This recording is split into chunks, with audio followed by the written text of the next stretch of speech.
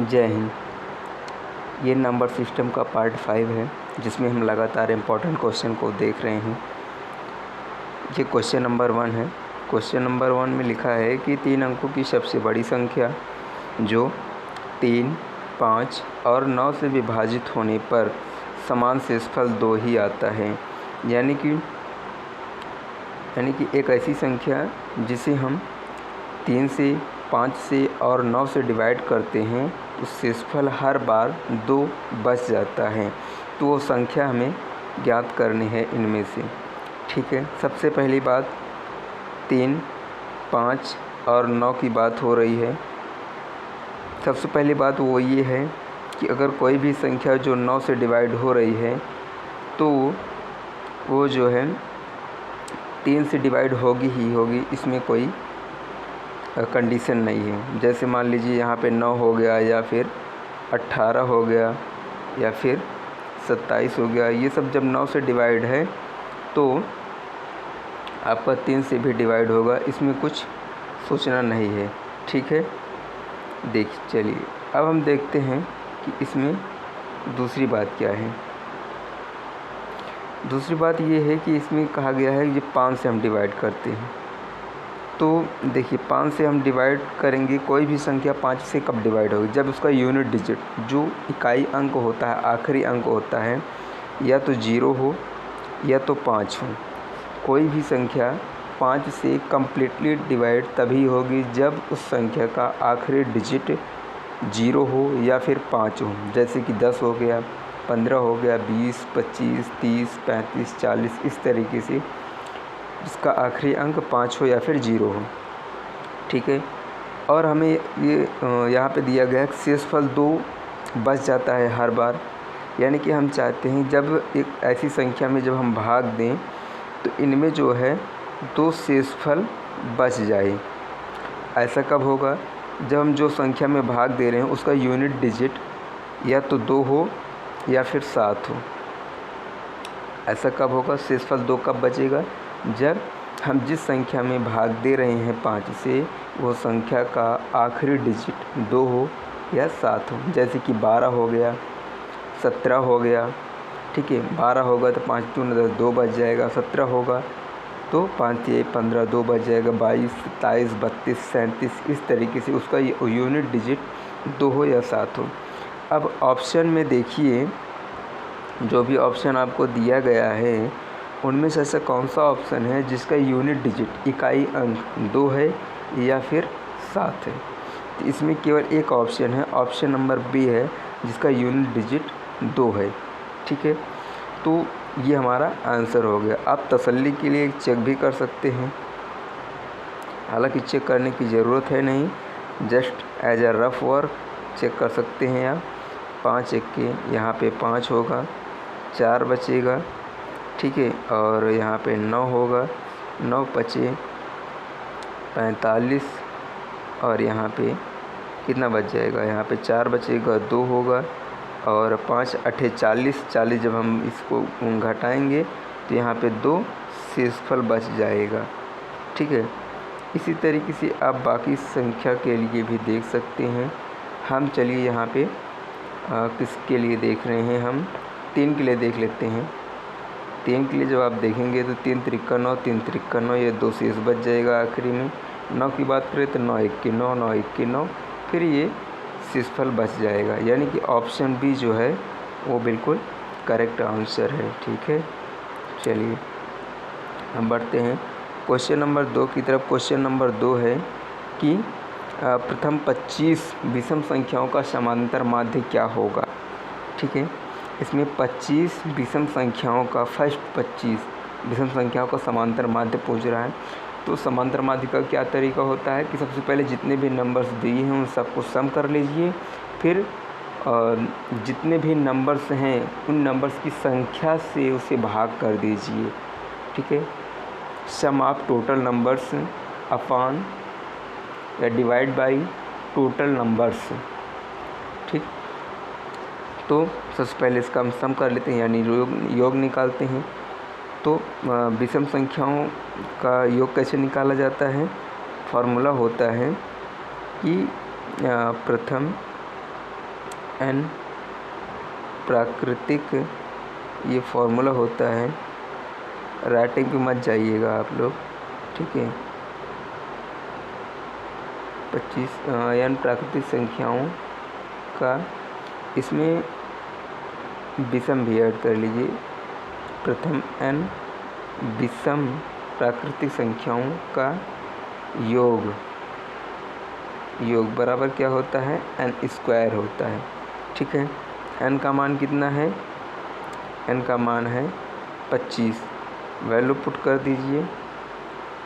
25 का whole square बराबर 625। Total कितने नंबर्स हैं, डिवाइड बाय टोटल नंबर्स, तो नंबरों की संख्या कितनी है, ठीक है। तो 25 से 25 इसको डिवाइड कर देंगे, 25 से हमें 625 होता है, सबको पता है। तो आंसर हमारा 25 आ जाएगा, ठीक।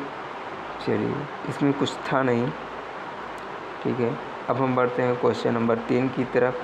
क्वेश्चन नंबर 3 है कि 4 लगातार सम संख्याओं का योग 348 है, तो सबसे बड़ी संख्या बताइए। 4 लगातार सम संख्याएं, सबसे पहले हम मान लेते हैं। सम संख्या माना कैसे जाता है कि x+2, ठीक है। माना 4 क्रमागत सम संख्याएं, आप हिंदी लिख लीजिएगा कि माना 4 क्रमागत संख्याएं x+2, x+4, x+6 और x+8 हैं, ठीक है। ये 4 क्रमागत संख्याएं, 4 क्रमागत सम संख्याएं हमने मान ली हैं। अब क्वेश्चन में कह रहा है कि इनका जो सम है वो 348 है, तो हम इनको सम कर लेते हैं, यानी कि ऐड कर लेते हैं। x+2, x+4, x+6 plus x+8 is equal to 348। तो यहाँ पे 1, 2, 3, 4, टोटल 4x प्लस 2, 4, 6 और 6, 6, 12, 12, 8, 20, ये हो गया। इसको हमने सम कर लिया, ठीक। ये 4x इधर ही रहेगा, ये 20 को हम उधर ले जाएंगे तो ये माइनस हो जाएगा, ठीक है। माइनस वहाँ 20 करेंगे 348 में से, इधर बचेगा 328, ठीक। x बराबर 328/4, इसको आप भाग कर दीजिए, वही आपका आंसर होगा। सॉरी, सबसे बड़ी संख्या पूछे हैं तो x+8 करना पड़ेगा, ठीक है। इसको पहले भाग कीजिए, तो 4 8 32 और 4 दूना 8, ठीक है। ये हो गया। x का मान हमारे पास कितना आ रहा है, x बराबर आ रहा है 82, ठीक है ना, कोई दिक्कत नहीं है। 4 8 32, 4 दूनी 8, हाँ, ठीक है। सबसे बड़ी संख्या पूछा है, सबसे बड़ी संख्या हमारे पास x+8 है, x+8 है, तो हम इसी में जो है ऐड कर लेंगे। 82 + 8 बराबर 90, ये हमारा आंसर है, ठीक है। चलिए, अब हम देखते हैं क्वेश्चन नंबर 4 को। क्वेश्चन नंबर 4 है कि 4 क्रमागत विषम संख्याओं का योग 232 है, सबसे बड़ी संख्या बताइए, ठीक है। तो क्रमागत विषम संख्या को हम क्या मानते हैं, सबसे पहले आप ये देख लीजिए। 4 क्रमागत विषम संख्या यानी कि x+2, ठीक, x+4, x+6, याद रखिए ये यही मानेंगे आप, x+2, x+6, x+4 और x+6, ये होता है। सम संख्या के लिए शुरुआत कहाँ से करेंगे, x+2 से। विषम संख्या के लिए x से, हर बार उसमें 2 2 प्लस करते जाएंगे। जैसे विषम संख्या की बात है यहाँ पे, तो x, x+2, x+4, x+6, ये कोई भूल चूक नहीं है, ये बिल्कुल सही है, ठीक।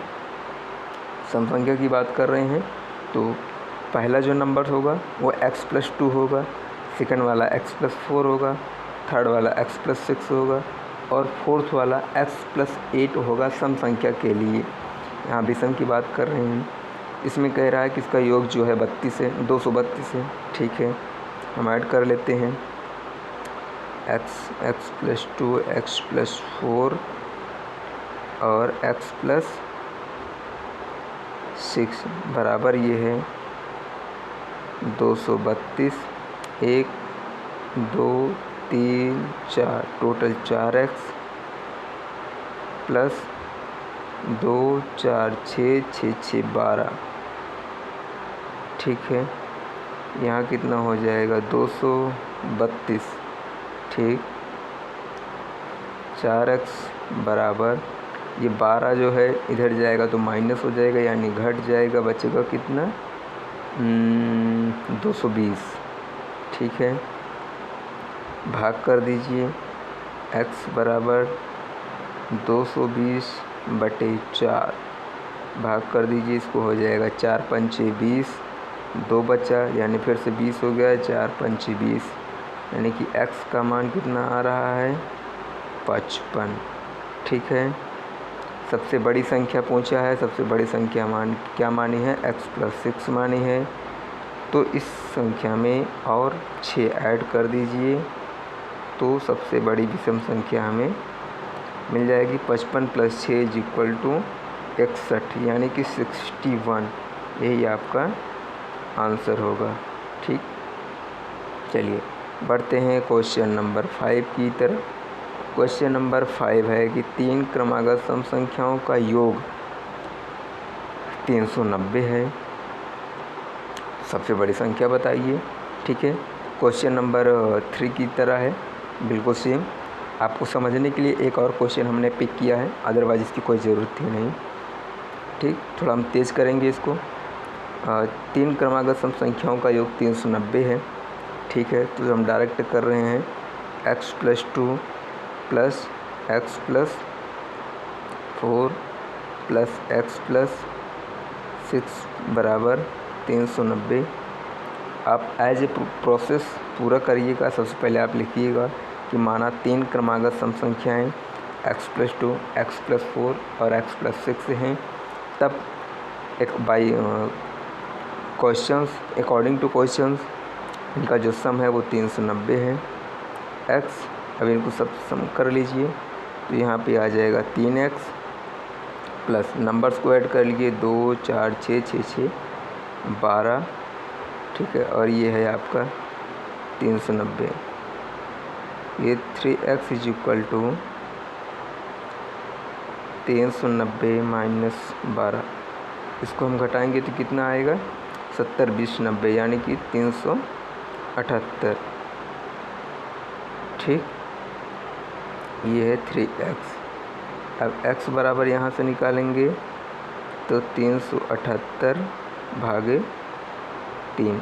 ठीक है, भाग कर दीजिए, 3 1 के 3 होगा।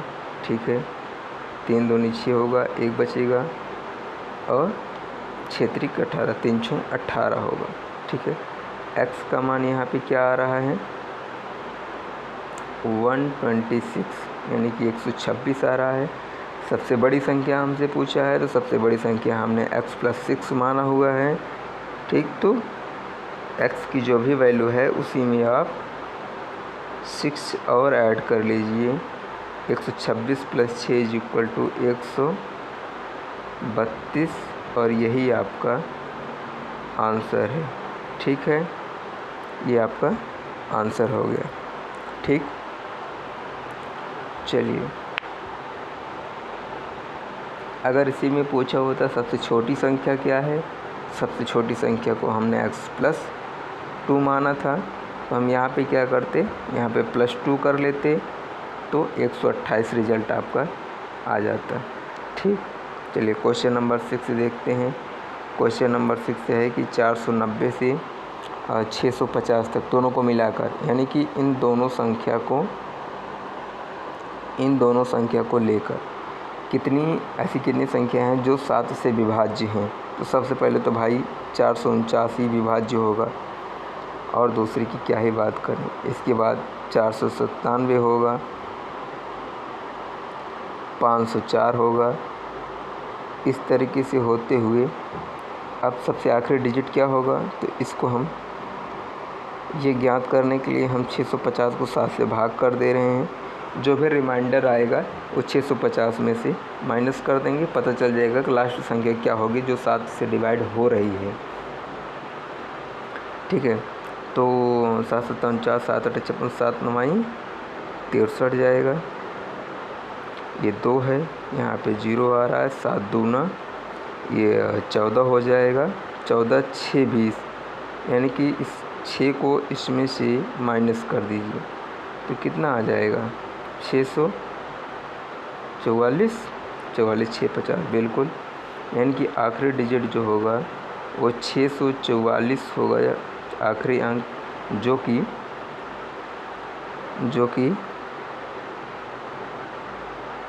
7 से डिवाइड होगा। ठीक है, चलिए अब देखिए यहाँ पे आप देखिए इन सभी में +7 का अंतर है। ठीक है, +7 का अंतर है। ऐसे ही यहाँ पे जो नंबर्स होगा उसमें भी, ऐसे ही जो इसकी पहले नंबर होगा इसमें भी सब में 7 का अंतर है। यानी कि इन सब का सर्वांतर क्या है, 7 है। ठीक है, सबसे पहले फर्स्ट नंबर क्या है, फर्स्ट नंबर को हम ए से डिनोट करेंगे। ये एक एपी सीरीज है, समांतर श्रेणी। आपने मैथ में पढ़ा होगा समांतर श्रेणी, गुणोत्तर श्रेणी, हरात्मक श्रेणी। ये एक समांतर श्रेणी बन रही है। ठीक है, चलिए एज इक्वल टू क्या हो जाएगा, 490। ए एन आखिरी टर्म क्या है, 644। ठीक है, और डी का मान क्या है, डी यानी कि सर्वांतर होता है जो कि 7 है यहाँ, क्योंकि सब में 7 का अंतर है। ठीक है, चलिए फार्मूला होता है हमारे पास A N is equal to A plus n minus 1 into D, ये फार्मूला होता है। हम फार्मूला पुट करेंगे 644 is equal to 490 plus n की वैल्यू हमें ज्ञात करनी है, n माइनस 1 इंटू डी का मान जो है वो 7 है। ठीक है, अब देखिए 644 बराबर 490 प्लस 7 का अंदर हम गुणा करा देंगे, 7n माइनस 7। ठीक, अब यहाँ पे क्या आएगा, इसमें से हम पहले यहीं पे माइनस कर देते हैं। ये हो जाएगा 483 प्लस 7n, और लेफ़्ट साइड में 644 एज इट इज आ रहा है। ठीक है, चलिए इस 483 को हम इधर ले जाते हैं तो हमारे पास क्या हो जाएगा कि 7n बराबर 644 माइनस 483। ठीक है, 4 में से 3 गए, 1 बचेगा, और ये है 14 हो जाएगा। 14 में से 8 गए यानी कि 6 बचेगा। ये 5 हो जाएगा, 5 में से 4 गए, 1 बचेगा। ठीक है, 501 600, हाँ बिल्कुल ठीक है। इधर n और 7 को हम सीधा बट्टे में भेज दे रहे हैं। ठीक है, 7 को हम सीधा बट्टे में भेज दे रहे हैं। ठीक, अब हम इसको भाग करते हैं। ये हो जाएगा 7 दूना 14। ठीक है, 14 2 16, 2 बचेगा, 2 1 यानी 21 हो जाएगा, 7 3 21। n का मान क्या हो जाएगा, 23। ठीक है, इसमें पूछा था ऐसी कितनी संख्या हैं जो 7 से विभाज्य हैं। ठीक है, यही आपका आंसर हो गया। टोटल 23 नंबर्स ऐसे होंगे जो 7 से विभाज्य होंगे। ठीक है, ये आपका आंसर है। सही है ना, कोई दिक्कत तो नहीं है। 4 में से 3 गए 1, 14 में से 8 गए 6, 5 में से 4 गए 1। ठीक है, 161, 7 दूना 14, 2 16, 2 1 21, 7 त्रिक 21 23। ठीक है, कोई दिक्कत नहीं है। चलिए बढ़ते हैं क्वेश्चन नंबर 7 की तरफ। क्वेश्चन नंबर 7 है कि यदि 8A 5146 B संख्या 88 से विभाज्य है तो AB का मान बताइए। ठीक है, संख्या 88 से विभाज्य है का क्या मतलब, 88 को हम तोड़ सकते हैं 8 गुणे 11 में। ठीक है, 8 गुणे 11 में। अगर कोई संख्या 88 से विभाज्य है यानी कि वो उसके गुणनखंड से भी विभाज्य होगी, यानी कि 8 और 11 से भी विभाज्य होगी, विभाजित होगी। ठीक है, तो सबसे पहले हम 8 के लिए चेक करेंगे। 8 के लिए 8 को हम क्या लिख सकते हैं, 2 की पावर 3 यानी कि लास्ट 3 डिजिट।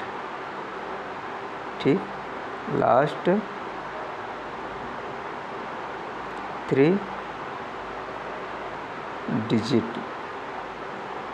ठीक, चलिए तो लास्ट 3 डिजिट का मतलब है हमारे पास है 4 6 B डिवाइड बाई 8। यहाँ पे 2 के क्या क्या मतलब क्या क्या पॉसिबिलिटी हो सकती है हम ये देखना चाह रहे हैं। चूँकि ये 2 से भी डिवाइड होना चाहिए तो 2 की पॉसिबिलिटी क्या होती है, 0 होती है, 2 होती है, 4 होती है और 6 होती है, 8 होती है। मतलब 8 से डिवाइड हो रहा है तो 2 से भी डिवाइड होगा ना। तो हम यही कह रहे हैं कि अगर 2 से डिवाइड होगा तो 2 की ये पॉसिबिलिटी होती है, इन्हीं में से कोई एक नंबर होगा जो यहाँ रहेगा। तो हम चेक कर लेते हैं। अगर हम मान लीजिए यहाँ पे 0 सबसे पहले ले रहे हैं, 0 पिक कर रहे हैं। ठीक, तो 8 पंचे 40 और 40 के बाद जो है ये 6 बचेगा। ठीक है, 8 पंचे 40, ये 6 बचेगा, ये 60 हो जाएगा। और 60 जो है वो 8 से डिवाइड नहीं होगा, यानी कि 0 तो नहीं हो सकता। ठीक है, अब हम 2 लेते हैं, 462 डिवाइड बाई 8। इसको हम देखते हैं, वही करेंगे तो इसमें जो है 60 की बजाय इसमें 62 बचेगा। 62 भी डिवाइड नहीं होता है तो ये भी नहीं होगा। ठीक है, अब हम 4 पिक करते हैं, 4 पिक करेंगे तो 464 बटे 8 होगा। 8 को हम देखते हैं, 8 पंचे 40 होता है, 40 6 बचेगा और 6 और 4 64 होता है, 8 अठाई 64। हाँ ठीक है, ये डिवाइड हो रहा है। 8 पंचे 40, 6 बचेगा 64, 8 अठाई 64 यानी कि 58 आ रहा है। ठीक है, क्या आ रहा है वो मैटर नहीं है, यानी कि B का मान हमें मिल गया। B का मान क्या होगा, वो होगा 4। ठीक, चलिए B का मान 4 होगा। अब हमें क्या चाहिए, A का मान चाहिए। तो हमें 11 के लिए चेक करते हैं कि 11 की क्या पॉसिबिलिटी हो सकती है डिवाइड होने की। 11 की डिविजिबिलिटी हम कैसे चेक करेंगे कि विषम स्थान के जितने भी नंबर्स हैं उनका सम और सम स्थान के जितने भी नंबर्स हैं उनका सम, और इनका जो अंतर होगा वो 11 के बराबर होना चाहिए। ठीक है, या 11 से जितना कम या ज़्यादा होगा वही A का मान होगा। ठीक है, तो सबसे पहले हम ये चेक कर लेते हैं। 8 + 5 विषम नंबर के लिए हम लिख रहे हैं 8 + 5 और प्लस 8, 5 के बाद फिर 4 आएगा, फिर B आ रहा है। ठीक है, ये है 8, ये है 5, ये है 4 और ये है B। B का मान हमारे पास 4 आ चुका है, हम नोट कर ले रहे हैं सीधे सीधे। अंतर हमें चाहिए तो हमने माइनस कर लिया। सम स्थान के जितने भी नंबर्स हैं वो हैं A + 1 है और 6 है। ठीक है, इस तरीके से तो यहाँ पे क्या हो जाएगा, 4 4 8 8 8 16 16 5 21 यहाँ हो रहा है, माइनस A -6 1 7। ठीक, अब देखिए A बराबर, A को हम इस साइड कर ले रहे हैं दूसरी तरफ। ठीक है, A को इस तरफ करेंगे, यहाँ पे बचेगा 21 - 7 यानी कि 14। और 14 जो है वो क्या है, 11 + 3 है, यानी कि a का मान क्या होगा, 3 होगा। यही हमने कहा था ना कि 11 से जितना कम ज़्यादा होगा वही हमारा a का मान होगा, यानी कि a का मान 3 है। अब हमसे पूछा है कि a गुणे b का मान क्या होगा, a b मतलब a गुणे b का मान क्या होगा। तो a का मान हमारे पास 3 है और b का मान 4 है, इनका गुणा कर दीजिए, वही आपका आंसर होगा। ठीक, आपका आंसर क्या होगा, 12। ठीक है, चलिए लास्ट क्वेश्चन की तरफ हम लोग बढ़ते हैं।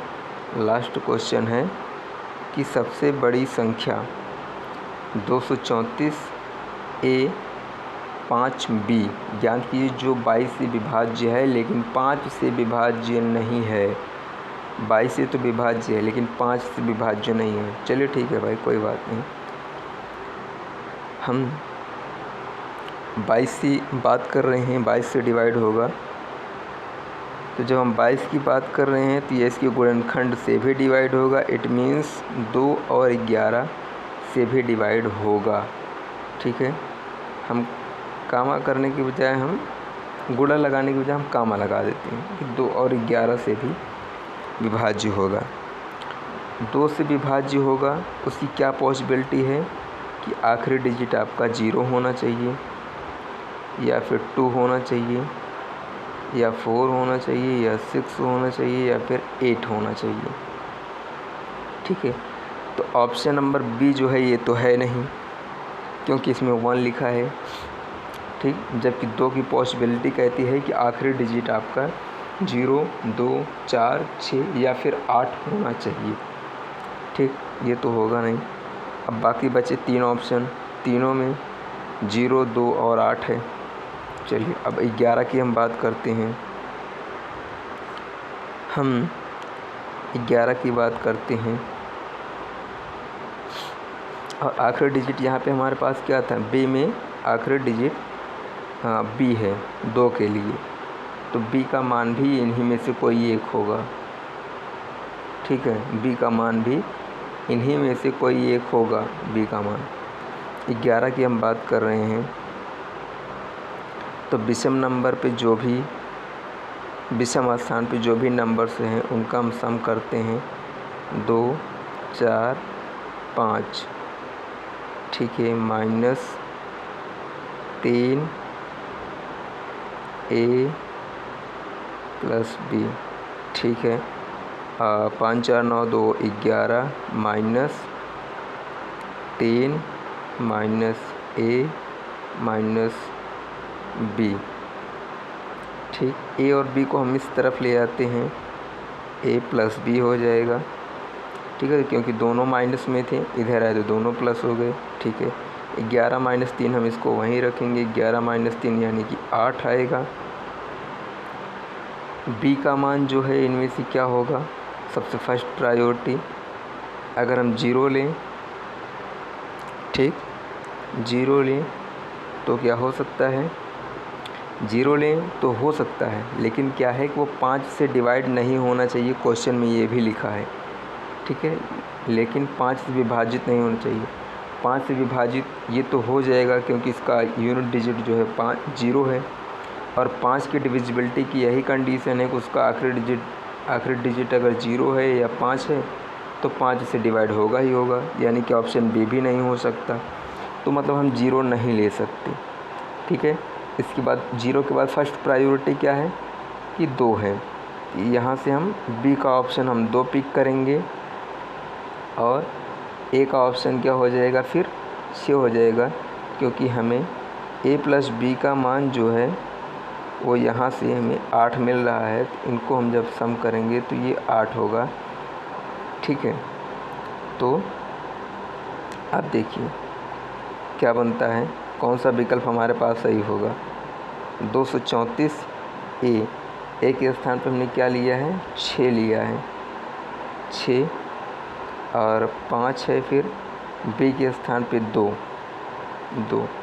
अब देखिए ये कोई ऑप्शन ऐसे दिया है क्या, हाँ 234 652, 234 652, ऑप्शन नंबर सी ये आपका करेक्ट ऑप्शन है। ठीक है, ये आई होप आपको समझ में आ रहा होगा।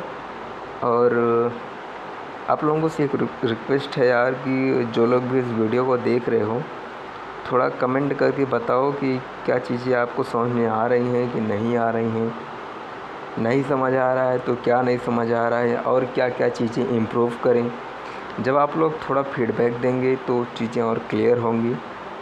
तो ये आप सभी से रिक्वेस्ट है कि अपना फीडबैक दें, सजेस्ट करें कि इसमें क्या क्या और हमें इंक्लूड करना चाहिए और अच्छे से एक्सप्लेन करना चाहिए या चीज़ों को और शॉर्टकट करना चाहिए।